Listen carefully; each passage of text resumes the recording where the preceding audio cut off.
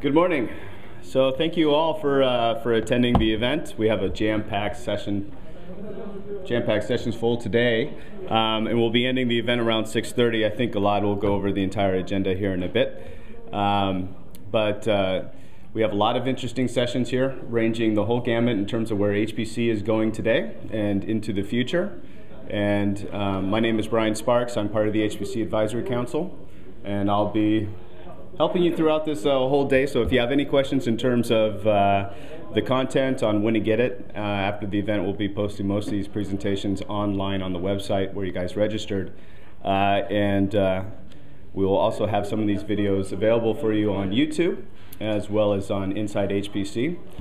Rich Bruckner here from Inside HPC is going to be taking care of all of that, so you can always go to www.insidehpc.com. Those videos will probably be posted soon after or even during this event. So anything that you missed, you can always go back. So without further ado, I'd like to introduce the chairman of the HPC Advisory Council, Gilad Shainer.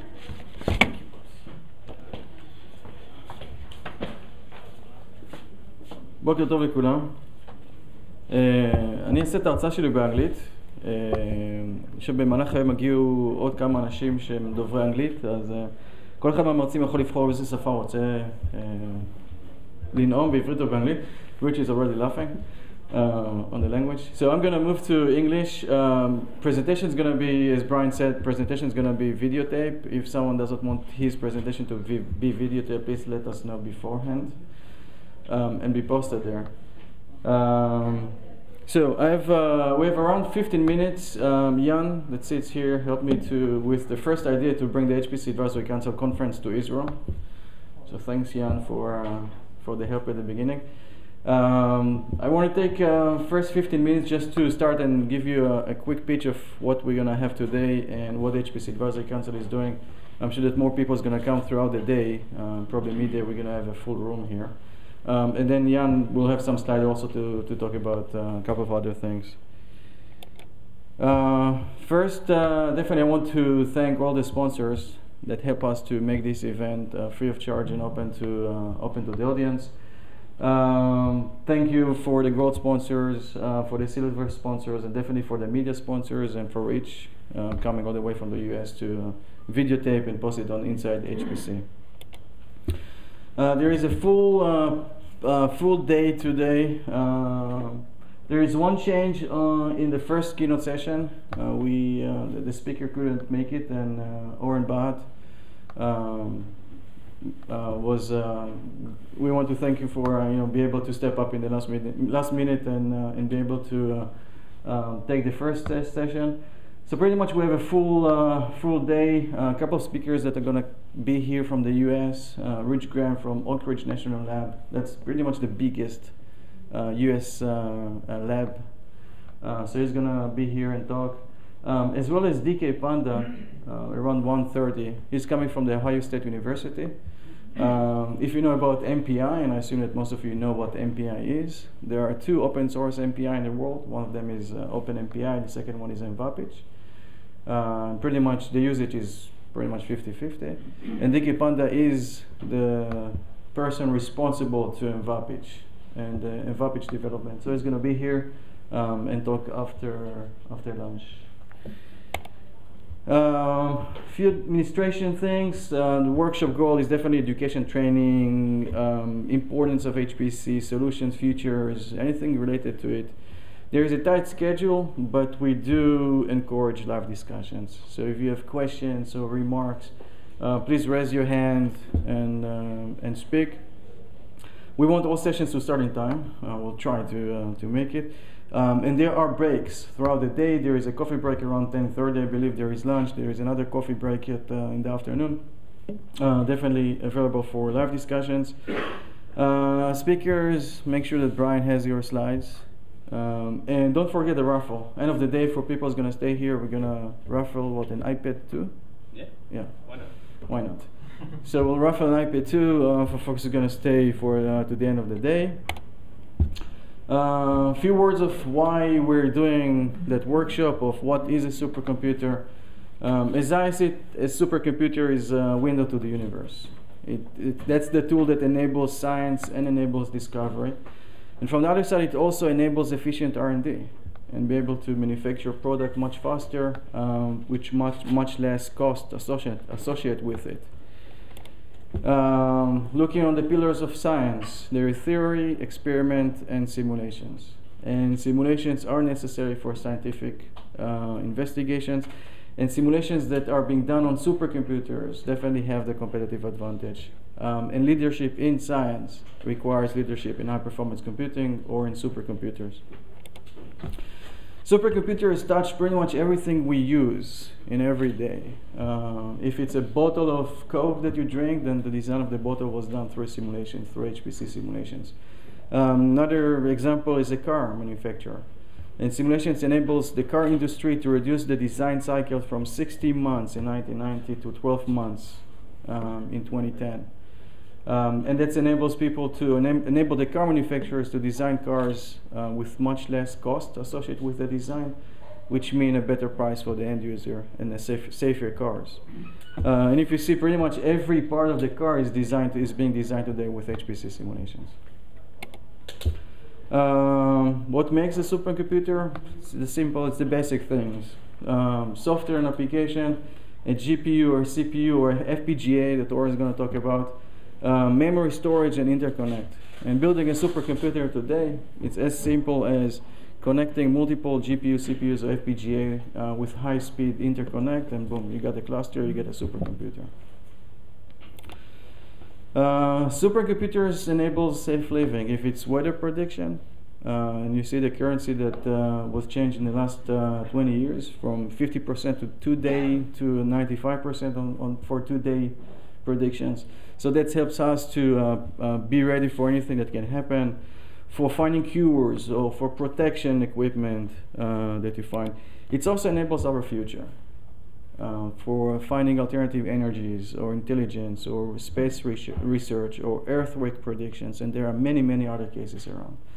So definitely it's important, and this is one of the goals behind the creation of the HPC Advisory Council. We built the organization in the beginning of 2008 for doing a lot of HPC outreach and education around the world. We're also exploring technologies, and there are special interest groups around acceleration, storage, high scale, and even HPC in the cloud.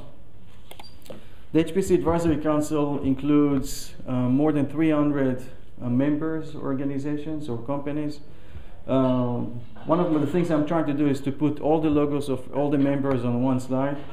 So there are a little bit more than 300 logos here. You will find the major commercial companies, several OEMs, CPU manufacturers, GPU manufacturers, interconnect manufacturers, storage, as well as end users and research labs and universities around the world, as well as commercial end users, such as oil and gas companies, automotive companies, and others. There are 3 centers of excellence that the HPC Advisory Council operates. There is one in the US, which is the headquarters in California. There is one in Switzerland at the Swiss Supercomputing Center, and there is one in China. And we're probably going to add a few more next year, maybe the one after. Board of members, people coming from different places in the industry, from vendors, from users' perspective, and we do increase the boards, member of the boards a little bit. We might increase 1 or 2 more people this year. Those folks help us to do all the things that we're doing. So definitely I wanted to give them credit. One of the things that the HPC Council is doing, by the way, membership in the HPC Council is free. So if people want to join the council and be close to all the things that we're doing, on the table out there that says HPC Advisory Council, there are papers which you can fill your name and contact info, and pretty much that's it. One of the things that we do is that we operate a system center, a small systems based on the supercomputers architecture. And that's system center. First, we use it for our work and publications and testing and research. But we also have that as a tool for other people who wants to use the compute power and they don't have access to those kind of machines. So people can ask access to those machines. They get access free of charge. And you can go on those systems and benchmark, develop, test, and so forth. Special interest groups, there are a few. I'm going to skip on this one. We're doing a lot of best practices applications. How to install, where to install, what's the latest, what kind of performance you can do, how to optimize, which compilers, and things of that sort. Everything is published on the HPC Advisory Council website. So you're more than welcome to go there and download anything you want. As well, there is a section for HPC Training. We're collecting materials of training regarding anything that exists. You can go there and download and get more educated if you want to. University Award Program, that's a program that we have in the Council for Universities to enable research. So we open for proposals. We collect proposals every 6 months, and then we award the best proposals that we think, and we give him a very long time dedicated on some of our systems, so you can go and conduct the research and run it using the HPC Advisory Council HPC Center. We're also enabling or helping with students. So we are managing student competition at the International Supercomputing Conference that's going to happen in Germany. Going to be groups of students, undergraduate students, going to come from various universities and going to compete on building a supercomputer with their own design and running multiple applications. There is market reports on the website, and we're going to do 6 conferences this year. So you're more than welcome to join each one of them. It's going to help you to do a tour around the world in this year if you want to. Next one's going to be in Switzerland. It's going to be 3 days of a conference, which will include hands-on training on multiple areas, networking, accelerators. They're going to be training on RCUDA, which is enables to do remote CUDA operations on and bringing GPUs to become a service, and some other hands-on training. So you're more than welcome to join us if you want. In Switzerland, in Lugano.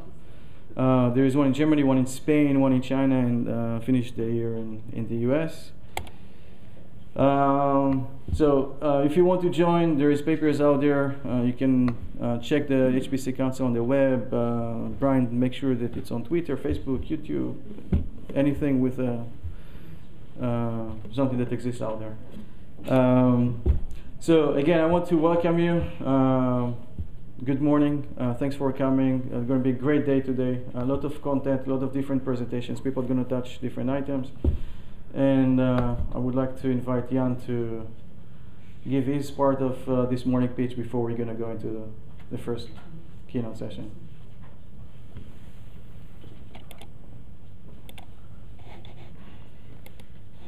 Which one? Number 2, Brian? It's HPC. It's this one? Yeah. Okay. There you go.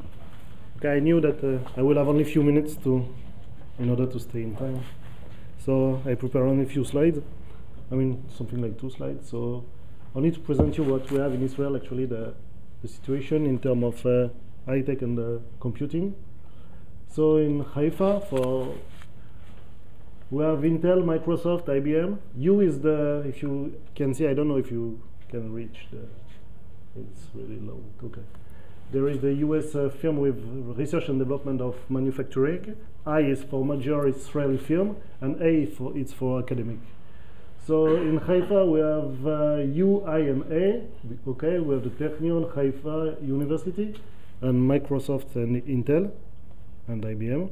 If we continue to the south, we have Tower Semiconductor and Mellanox, which make also semiconductor and make silicon from the silicon to the final board. In the center region we have Checkpoint, Converse. In terms of academic we have Tel Aviv University, where you are sitting. In Bar Ilan University, Weizmann Institute, it's 20 or 30 kilometers from here. So then if we continue in Jerusalem we have the Hebrew University, and in the south we have Intel, and a little bit more in the south we have the Ben Gurion University. This is the main things that we have let's say in Israel. So with all this, if this is the top 500 I found yesterday night, and we have only 3 inside the first position in 184. Okay, it's communication. So with all this, I mean, high-tech in Israel, we have only 3 clusters in Israel. But okay, the big point is that I'm going to talk, I mean, to present only few things. In the in the academic computing, we are not in the top 500. I mean, very far from this. But if you take all the universities, okay, here there is Bar Ilan, Tel Aviv, Jerusalem, Technion. You can, maybe you don't know all the science, but okay, it's Weizmann is there. Open University is the last one. We have all this. You see, we have bioinformatics, physics, astrophysics, mathematics, chemistry, medical imagery, meteorology with a forecast, and so on and so far. And for this purpose, we have in all these universities more than 50 clusters, okay, which are using standard. When I say standard, it means non-parallel sequential computing. We have few with parallel computing. We have with GPUs. I mean, we have everything. So